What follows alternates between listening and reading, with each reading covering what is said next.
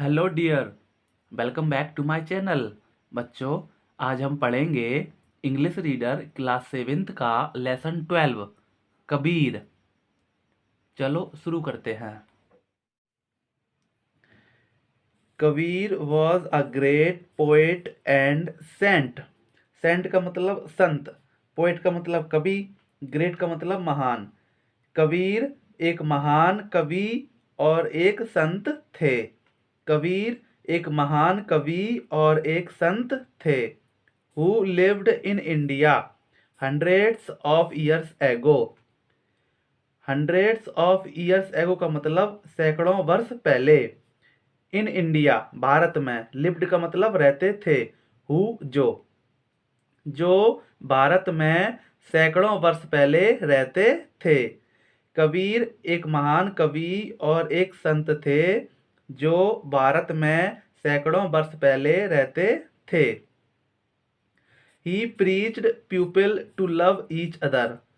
Love each other का मतलब एक दूसरे को, लव का मतलब प्रेम, प्यूपिल लोग, प्रीच का मतलब होता है उपदेश देना, धर्म संबंधी उपदेश देना, प्रीच। उन्होंने लोगों को एक दूसरे से प्यार करने का उपदेश दिया। उन्होंने लोगों को एक दूसरे से प्यार करने का उपदेश दिया। He went from place to place singing songs in praise of God। Singing songs in praise of God का मतलब भगवान की स्तुति या गुणगान। प्लेस टू प्लेस एक स्थान से दूसरे स्थान, फ्रॉम प्लेस टू प्लेस एक स्थान से दूसरे स्थान, वेंट गए। वह भगवान का गुणगान करते हुए एक स्थान से दूसरे स्थान गए, या वह भगवान की स्तुति करते हुए एक स्थान से दूसरे स्थान गए। ईयर्स पास्ड बाय, वर्ष गुजरते गए।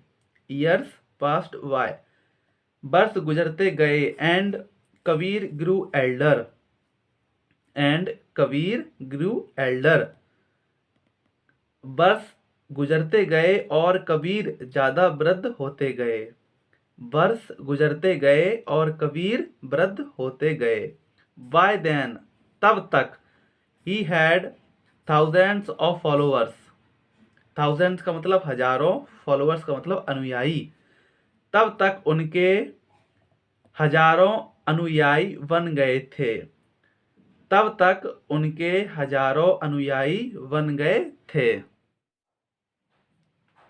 Kabir songs and poems tell us.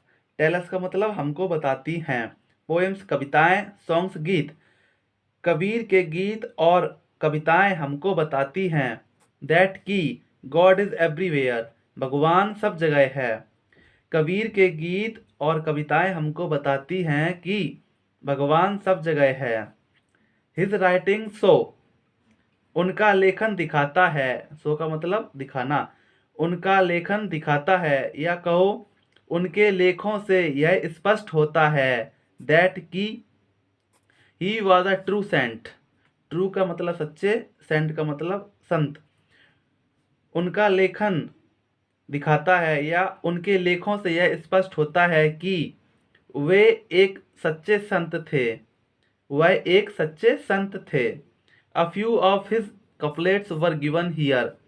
A few का मतलब कुछ, कपलेट्स का मतलब दोहे, आर गिवन हियर यहाँ दिए गए। उनके कुछ दोहे यहाँ दिए गए हैं। विच शो दैट, जो दर्शाते हैं कि he was a great thinker and a social reformer too. Great thinker का मतलब होता है महान विचारक, और सोशल रिफॉर्मर का मतलब होता है समाज सुधारक। जो दर्शाता है कि वह एक महान विचारक और समाज सुधारक थे। वह एक महान विचारक और समाज सुधारक भी थे। कुछ दोहे दिए गए हैं, आपको बताते हैं। ऐसी बानी बोलिए मन का आपा खोए, औरन को शीतल करे आपो शीतल होए। बच्चों, इसका हम आपको भावार्थ बताते हैं। ऐसी वाणी बोलिए मन का आपा खोए, औरन को शीतल करे आपो शीतल होए। इसका भावार्थ है, मतलब बच्चों ये कबीर दास जी कहते हैं कि इंसान को ऐसी भाषा बोलनी चाहिए। कबीर दास जी कहते हैं कि इंसान को ऐसी भाषा बोलनी चाहिए जो सुनने वाले के मन को बहुत अच्छी लगे, जो सुनने वाले के मन को बहुत अच्छी लगे। ऐसी भाषा दूसरे लोगों को तो सुख पहुंचाती ही है, इसके साथ खुद को भी बड़े आनंद का अनुभव होता है। ऐसी भाषा दूसरे लोगों को तो सुख पहुंचाती ही है, इसके साथ खुद को भी बड़े आनंद का अनुभव होता है। दूसरा है, कबीरा खड़ा बाजार में सबकी मांगे खैर, ना कहूँ से दोस्ती ना कहूँ से बैर। बच्चों इसका मतलब ये, इस संसार में आकर कबीर अपने जीवन में बस यही चाहते हैं कि सबका भला हो, और संसार में यदि किसी की दोस्ती नहीं तो दुश्मनी भी ना हो। इस संसार में आकर कबीर अपने जीवन में बस यही चाहते हैं कि सबका भला हो, और संसार में यदि किसी के दोस्त नहीं हैं तो दुश्मन भी ना हो। Kabir taught everyone to love God। everyone का मतलब प्रत्येक या सभी को। कबीर ने सबको भगवान से प्यार करने को कहा। कबीर ने सबको भगवान से प्यार करने को कहा। He always said, वह हमेशा कहते थे। He always said, वह हमेशा कहते थे, Kabir is the child of Allah and Ram. Kabir is the child of Allah and Ram. Kabir Allah और राम का पुत्र है। कबीर अल्लाह और राम का पुत्र है। बट लेकिन people did not like this. लेकिन यह बात लोगों को पसंद ना थी या पसंद ना आई। यह बात लोगों को पसंद नहीं थी। कौन सी बात? कि कबीर अल्लाह और राम का पुत्र है। यह बात लोगों को पसंद नहीं थी। They took him to the emperor. Emperor का मतलब सम्राट। टुक का मतलब ले गए, हिम का मतलब उनको। वे उनको सम्राट के पास ले गए। किसको? कबीर जी को सम्राट के पास ले गए। The emperor heard people's complaint. Heard का मतलब सुनी, पीपल्स मतलब लोगों की, कंप्लेंट का मतलब शिकायत। एम्परर का मतलब सम्राट ने। सम्राट ने लोगों की शिकायत सुनी। एंड और ऑर्डर्ड हिज सोल्जर्स।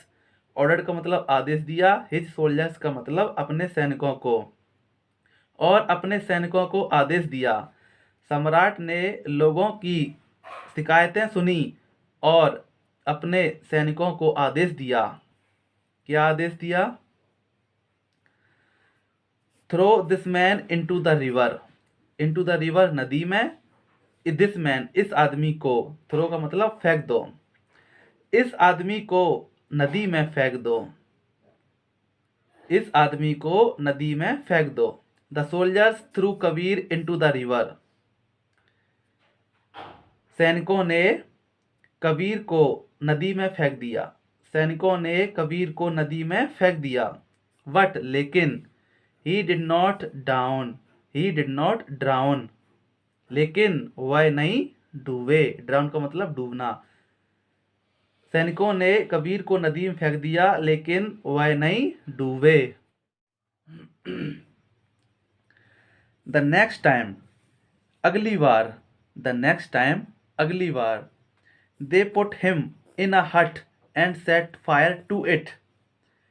अगली बार they put him in a hut and set fire to it. Hut का मतलब झोपड़ी, सेट फायर आग लगा दी। अगली बार उन्होंने उनको झोपड़ी में करके और उसमें आग लगा दी। अगली बार उन्होंने उनको झोपड़ी में करके और उसमें आग लगा दी। यानी कि बच्चों ये कि सैनिकों ने कबीर जी को झोपड़ी में बंद करके और उस झोपड़ी में आग लगा दी। द हट want down but Kabir was safe. हट वंट डाउन का मतलब झोपड़ी जल गई, झोपड़ी जल गई लेकिन कबीर सुरक्षित रहे। झोपड़ी जल गई लेकिन कबीर सुरक्षित रहे। फाइनली अंत में, they threw him in front of a mad elephant. Finally अंत में, they threw him in front of a mad elephant. In front of का मतलब के सामने, किसके सामने? अ मेड एलिफेंट, एक पागल हाथी के सामने। हिम थ्रू हिम उनको फेंक दिया, दे उन्होंने, किसने? सैनिकों ने। अंत में उन्होंने एक पागल हाथी के सामने फेंक दिया। सैनिकों ने कबीर जी को एक पागल हाथी के सामने फेंक दिया। Instead of killing Kabir, Kabir को मारे बिना, द एलिफेंट रैन अवे, हाथी भाग गया। विदाउट हार्मिंग हिम, उन्हें नुकसान पहुंचाए बिना। कबीर को मारे बिना हाथी भाग गया, उन्हें नुकसान पहुंचाए बिना। On being defeated several times, several times का मतलब कई बार, डिफीटेड का मतलब हार कर। ऑन बीइंग डिफीटेड, हार कर, कई बार हार कर। The emperor set Kabir free, free का मतलब स्वतंत्र, एम्परर का मतलब सम्राट, सम्राट ने कबीर को स्वतंत्र कर दिया, सम्राट ने कबीर को स्वतंत्र कर दिया। When Kabir died his natural death, natural death का मतलब प्राकृतिक मृत्यु। जब कबीर की प्राकृतिक मृत्यु हुई, his followers quarrelled among themselves, quarrelled among themselves का मतलब आपस में झगड़ना या आपस में झगड़ने लगे। उनके अनुयायी आपस में झगड़ने लगे। The Muslim wanted to bury his body, bury का मतलब दफनाना, हिज बॉडी उनकी बॉडी को, वांटेड मतलब चाहते थे। मुस्लिम लोग चाहते थे उनकी बॉडी को दफनाना, मुस्लिम उनकी बॉडी को दफनाना चाहते थे। एंड और the Hindus wanted to burn his body, burn का मतलब जलाना, हिज बॉडी उनका शरीर को, और हिंदू चाहते थे उनकी बॉडी को जलाना, और हिंदू उनकी बॉडी को जलाना चाहते थे। सडनली, अचानक, the Hindus and the Muslims heard a voice from the sky, from the sky आकाश से, अ वॉइस एक आवाज, हर्ड का मतलब सुनी, हिंदू और मुसलमान ने, Hindus and the Muslims, Hindu और मुसलमान ने। अचानक हिंदू और मुसलमानों ने, या अचानक हिंदू और मुसलमानों को आकाश से एक आवाज सुनाई दी। क्या सुनाई दी? इट वॉज कबीर वॉइस, यह कबीर की आवाज थी। इट वॉज कबीर वॉइस, यह कबीर की आवाज थी। Take the sheet of my body, take off का मतलब हटाओ या उतारो, सीट का मतलब चादर, माई बॉडी मेरे बॉडी से, मेरे शरीर से चादर हटाओ। When they removed the seat, जब उन्होंने चादर हटाई, यानी कि कबीर जी के शरीर से जब चादर हटाई उन्होंने, they did not find the body, वहाँ कबीर का शरीर नहीं मिला। they did not find the body, वहाँ उनको कबीर का शरीर नहीं मिला। in its place, उनके स्थान पर, there were some flowers, कुछ फूल मिले या कुछ फूल थे। there were some flowers, कुछ फूल थे। so the Muslims took one half of the flowers while the Hindus took the other half, इसलिए मुसलमानों ने आधे फूल लिए और आधे फूल हिंदुओं ने लिए।